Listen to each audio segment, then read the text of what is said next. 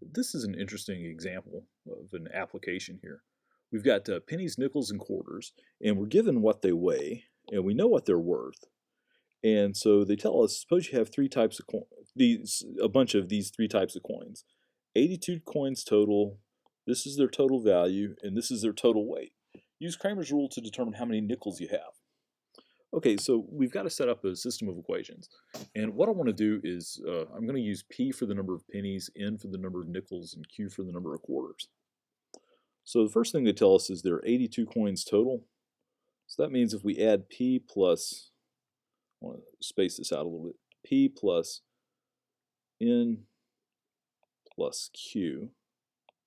If you add those up, you've got 82 total. Their total value is $6.26. So you take the number of pennies, multiply that by 0.01. Nickels, you multiply that by 0.05. And quarters by 0.25.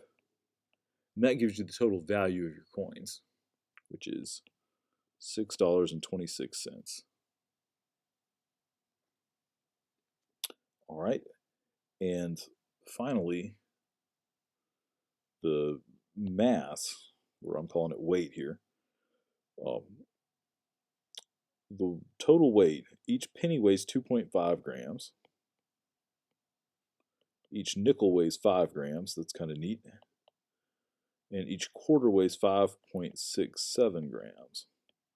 So that's the total mass of our pile of change. So we get that equation. And it tells us to solve this system and determine how many nickels you have. Now, we could put this into Octave and solve for all of it, but actually maybe we'll do that. But first I want to use Excel to come up with this. So let's use Cramer's rule. So I'm going to put my coefficient matrix in. That's going to be 1, 1, 1, 0.01, 0.05, 0.25, then 2.5, 5, and 5.67. All right, so my denominator is going to be the determinant of this. Let's see. So in the term of these, and he gives us kind of an ugly number, but that's okay. So let's copy this. I'm going to put it above here. And we're trying to figure out the number of nickels, so we're going to replace this middle column up here. We're going to replace that with the constants. So it's going to be 82, 82, 6.26, and 320.23. All right, so that gives us this. So now we've got to figure out what's the number of nickels.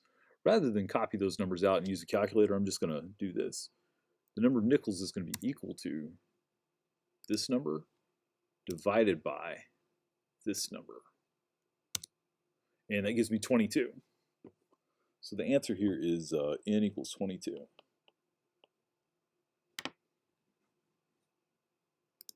And of course, you could just put this into Octave and spit out all of the answers at once.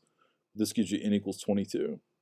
And if you're curious, if you want to work the others out, the number of pennies on this thing is 41. And the number of quarters was 19. Actually, I do want to talk a little more about this, although it's not really part of this. It doesn't get to answering the question of this, but I want to show you something with Octave. Let's see.